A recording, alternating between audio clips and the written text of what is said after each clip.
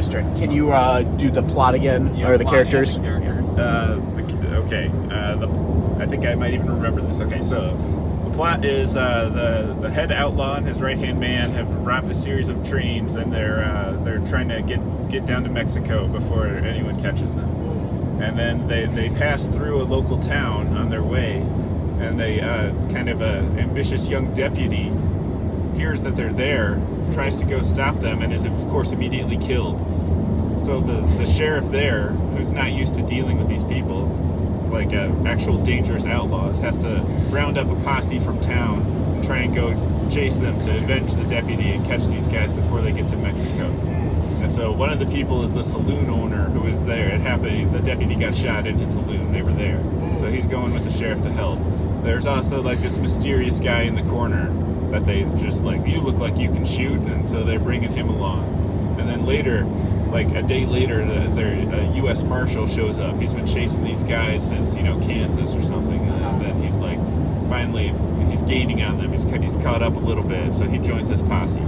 So you got a four-man posse, 2 outlaws. Yeah, okay. And Chris, you kind of volunteered. You wanted to be the second outlaw. I see myself as the second in command outlaw. Like you could even do me like as we're going through town and committing more crimes to help like get supplies and stuff. I don't know who the head criminal is, but you're gratuitously shooting people. Yeah, like I'm both clearly sadistic, but also just enough of a fuck up that it acts as some comedic relief. But like then so you're winging them. You're winging them. Yeah, like I wing them. But then like I'm also like kind of scary though. Like if when we have like a hostage or something, it's like, whoa, what is this guy gonna do? Yeah. So yeah, that's all me. right. So Chris is second in command. Who's the head outlaw? Neil. I'm fine with doing that. I feel like Doug would be a good fit for that. Doug would be a good I think one. this is Doug or Dale for me. Yeah. I think as the head outlaw. Yeah. Dale. All right, refresh my memory. So give me the plot again. I'm sorry, I'm kind of drifted in. We committed a bunch of train heists. Train or bank? Train. Train. Yeah, we know. Bank. Yeah, better scenes for train heists. It's more exciting opening. Yep. So we've done a series of those, and now we're trying to take our ill-gotten winnings down to Mexico. Oh, and okay. we're being chased by this posse from a small town because we had to shoot the deputy because he was going to catch us. So we shot his dumbass, and now we want to shoot the sheriff. Yeah. Okay. In addition to the deputy. Well, mainly you want to get away. Yeah. You're trying to get to Mexico at this point, but you will absolutely kill the sheriff and all these other people if they're in your way. Yeah. Turns out the U.S. Marshal and the 2 outlaws served in the same Civil War regiment together. Yeah. And they're the head outlaw and the mysterious guy are former Confederate soldiers. Yeah. They both trained at the U.S. military academy. Yeah, with the U.S. Marshal who fought on the Union side. And this is the history. Like, he recognizes him from back in the war years. I see Jake as the mysterious stranger. The renegade who's just quiet, hiding in the corner. Very quiet in the corner. No, but leaning up against the wall, sort of nondescript, hat tilted down so you can't really see your face. Possibly chewing on a straw. This guy is basically going to be the main character. The movie's going to be named after him. Okay. He's not going to say a lot, but he's going to be a complete badass. No, I that's exactly what I'm picturing. Like he's got like a notably long rifle.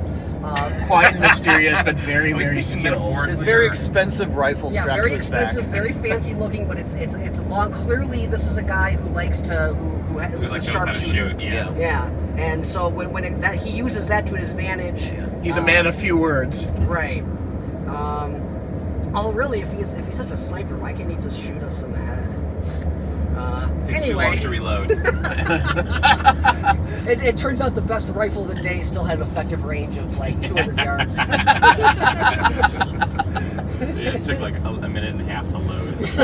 He's like, they're just in range. If I could pull this off, we got this. He blows the rifle. It keeps cutting. You see it. Like the shot is from behind him as he's hammering it in, and you can see us, the background, getting more and smaller and smaller. Yeah, exactly. That's just like leaving and we range. like go over a hill. Yeah. That's the only way to catch you. He like shoots the horse. I don't know if I want to be in a movie where we're shooting horses. Nah, they'll be trained. It's fine. You just have to add the disclaimer at the end. No animals were harmed during the making of this film. Yeah. Okay, all right. So I think So Chris and I are outlaws. Yeah. Or no, sorry, Doug. Doug and I are outlaws. Yeah. Wait, you're the head outlaw, or no? Doug's the head outlaw. Yeah, Doug's the head outlaw. Okay. Okay, which are the ones that were in the same Civil War regiment? The head outlaw. Yep. And the Mysterious marshal. stranger. Yeah. And the marshal. And the U.S. Marshal. He was also in the Civil War, but he fought for the Union. Yeah. Oh okay. yeah. Okay. Okay. All right. Who's the U.S. Marshal? We haven't decided that yet. Mysterious Stranger was General Lee's best marksman. Which was very, very bad indeed. No, I think Ryan, you would be a good marshal.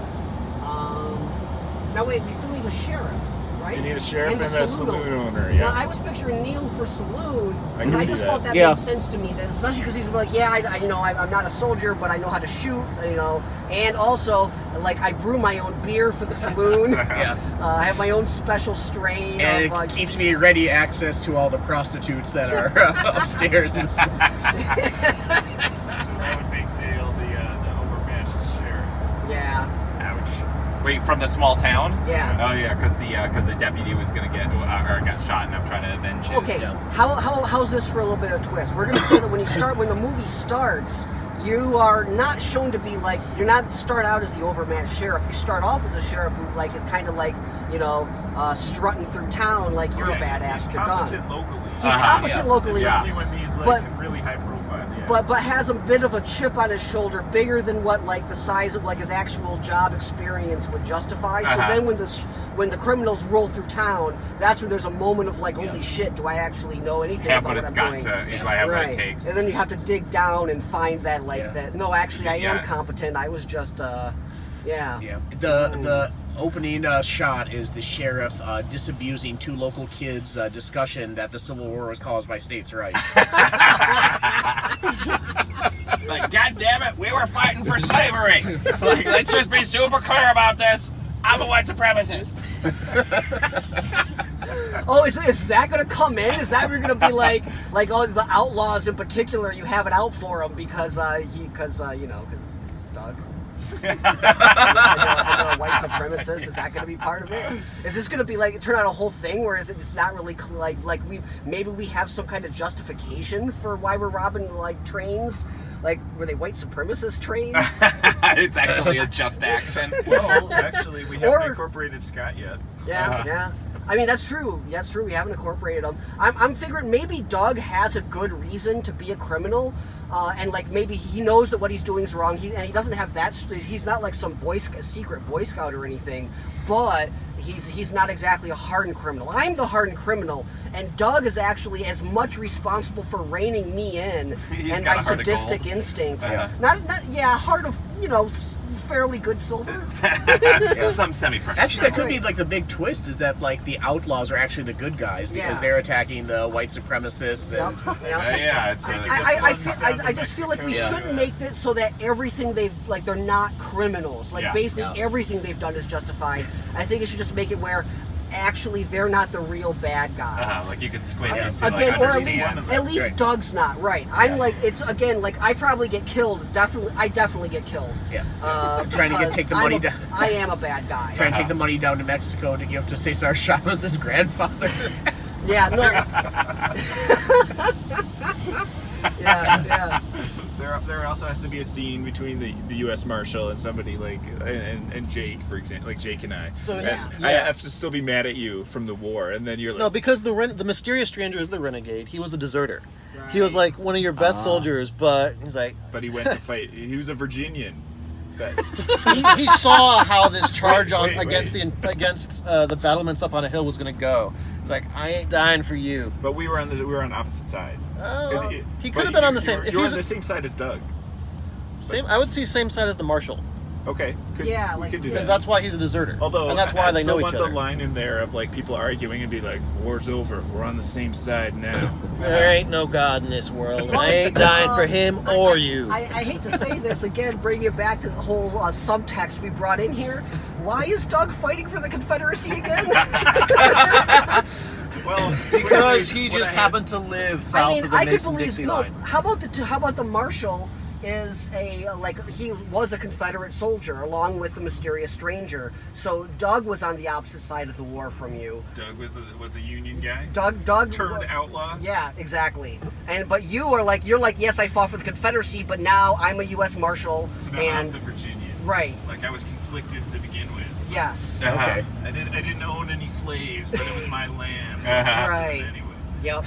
You're fighting for heritage, not hate. Yeah. All right, so Doug could be like he Not came into states' the war rights, with like noble intentions, and then he just saw that war was hell, and now just like espouses the view of anarchy and chaos. Yeah, and I think also like we could say that like the war like gave him meaning, but then after the war, it's like he's trying to find his place, or he's like doesn't quite have the meaning. So he's like chasing that high. Yeah, in some ways, right, exactly. Like this very typical soldier after the war story, where it's like they can't really fit in. After the heat cools off in Mexico, Doug. he plans to take the funds back and help with reconstruction. Okay, so again, I want to come back to the mysterious stranger character, who again, the movie's named after him. Yes. Okay, so he's this obvious badass, but it doesn't sound like we're set up for like any defend the area against a wave of federales or whatever. No, so far the mysterious stranger is just sort of there. Right. Okay. To name it after him, you'd have to rework a lot of this. Okay. You have to have mysterious connections to everybody somehow. And not everybody. Not everybody. You know. Not the. But he's got the other two main characters, like the marshal, which is Ryan, and the lead outlaw, which is Doug. Right. Right. That's what okay. And they were mysterious stranger and marshal were on the same side, same regimental unit. Is that right? Yes. Okay. Yeah. And then, but what was the connection to Doug? Was there one? They must. You fought on the other side. Fought on the other side. You once met on the field of battle. Yes. Okay. Maybe they had like a very meaningful exchange or something like that. We might have been neighbors, right on either side of the Dixie line. I could see him across the Potomac. We grew up together, but our paths diverged. Yeah, well, I could see some like very meaningful like thing where it's like you're both out of ammo. It's like somebody was clearly gonna die, but then they're like both out of ammo or something like that, and like, oh, we'll fight again. And it's like or a sort of maybe a mutual like mercy. Respect or whatever. Hey, we could shoot each other, but really, is that even right? This whole thing is crazy. Let's just get home to our families. Yeah, or whatever. The battle's basically over. We just happen to run into each other. Like maybe we don't have to die. Also, when I run into the sheriff, I have to be like, no, you don't know who you're dealing with. I've seen this guy. Yeah. He's the best. Right, yeah, right. He's the best. I've been chasing him since 1865. The way he stood in a line and reloaded his musket. He can hit the side of a barn from 20 yards, and that's impressive because it's 1868. You have to specifically say that. Like, you think it's gonna get better? Call it a hunch. So does he turn to face the camera when he says it's 1868? He gives a little wink. No, man, he must like turn to his like little pocket calendar or planner. Yeah. Or like it falls on the ground and the wind blows the pages. Yeah. If we're gonna have him break the fourth wall, I say we just have him say because it's 1826 or 1856. What the fuck year is it? It's 1868. It's after the war. 68, right? Okay. And then he sips a Starbucks. Oh, so next is going to be Game of Thrones. I see. Yeah. I didn't do that one. Also, Dale, you don't appreciate these Easterners coming in trying to tell you what's up in Texas. Yeah, well, that goes without saying. Yeah. Right. Okay, no, I have an idea. I have an idea of where this should end up going, okay? So you guys are chasing us. We're going across the southern countryside, but as mentioned before, we have to keep committing crimes and doing stuff to help maintain our own supplies so we can get there. Or at least you do. Right. If we're trying to make. Well, we kind of both do, but I'm the one who doesn't give a fuck if it's like he's like, okay, we'll steal this food off the windowsill. Yeah. I'm like, let's barge into the apothecary, shoot everyone, take the money and drive. Doug's got a moral code on people Right. that are definitely evil that can be sacrificed. Yeah. But if you're an innocent, then you don't get harmed. Well, he's also a survivor. I mean, Yeah. so it's also not clear that he wouldn't pull the trigger on a lawman if it's going to keep Right, him from right. getting hung. But yeah, so he's kind of reining me in and stuff. But let's say that, like, yeah, it's my fault. We end up pissing off some local, like, a group of criminals, and so now they've got this huge posse that's trying to come after us. But you guys want us to serve justice, and these other guys are involved, and that I'm trying to set up some larger battle going on. Maybe they're all like, maybe it's also like the Klan. Maybe we've got like the Or the Mexican army. Your gang could be much bigger with just a bunch of extras who all die early. yeah, I don't know. I was trying to set something up where we would, you know, have a We can still throw in Scott. yeah, that's true. Your posse is full of Scott clones. Or Scott could be the deputy who gets shot in the first 5 minutes. Yeah. Also, before we get too far, I just want to add that for the movie, original soundtrack by Phil Collins. But you gotta give the William Texas line about how he says, "No, my friends call me Bill" at the end. Yeah. So he introduced himself as William Texas, and then like someone says like, "Okay, Bill." He's like, "It's William. My friends call me Bill." And then like the very end, like he like acknowledges like, "Oh, it was great to meet you." Like, like maybe we'll run into each other again, William. You can call me Bill. Nice. Okay. All right. I think we also need to know. No, if he's going to be properly gruff about it, after your line, it would be, "Bill to my friends." Yeah. Right. Not explicitly. Yeah, we don't have an ending. Right? Yep. I don't come up to Waco very often. I try to stay farther south. Clearly, Chris needs to be killed. Yeah. Well, if you're going true Western, Yeah, but we're almost- talking about the movie. If you're going true Western, almost everybody's going to die except the renegade. What's And- that? and probably That's this- That's an Yeah. on-ramp from one highway to another. Oh, I see. That's 35. This is The 35, marshal and or these the are sheriff, 30, one of them will whatever die. that Yes. is. Yeah, over 90, there. I guess that's At the end, they make No, us we're not that far let south. them go. I don't remember. It's a final standoff. When they Yeah. discover his true motivations or something. Yeah. Okay. Right, his true motivations. Right, okay, so yeah, I think we're running to Mexico. Doug is running off on his personal plans. Jake is the only one who has an inkling of what they might be. And so he's the one who kind of directs us towards, like, where do we find these guys? Well, if I know where they might be going, I got a hunch. And it's towards, like, this I don't know, I'm still going with the fucking Klan. Oh, you know what? This could end like right. You know, he's trying to get across the Mexican border because after that, the marshal will not have jurisdiction, and it ends like right over the Mexican border, and he steps over, and the marshal has a decision to make: do you shoot, you know, upholding the law and everything, knowing that he's like now you don't have actual jurisdiction because he stepped a foot over the line. There's like the or- moral Yeah. jurisdiction versus the legal jurisdiction. It's like that Magnum PI episode that Archer makes fun of. God damn it. Have you seen The Sunset? Well, if you're going full renegade with the mysterious stranger, the marshal would be the one who gets killed earlier, either due to the sheriff's incompetence or the sidekick's ruthlessness. Yeah. And at the last second, it would be sheriff versus outlaw standoff. The mysterious stranger has the choice to make, and he has to shoot one of them. I see. Hold on a second. Wait just a second. Did you just say no? Sheriff versus marshal? Sheriff versus outlaw. Sheriff versus outlaw. I see.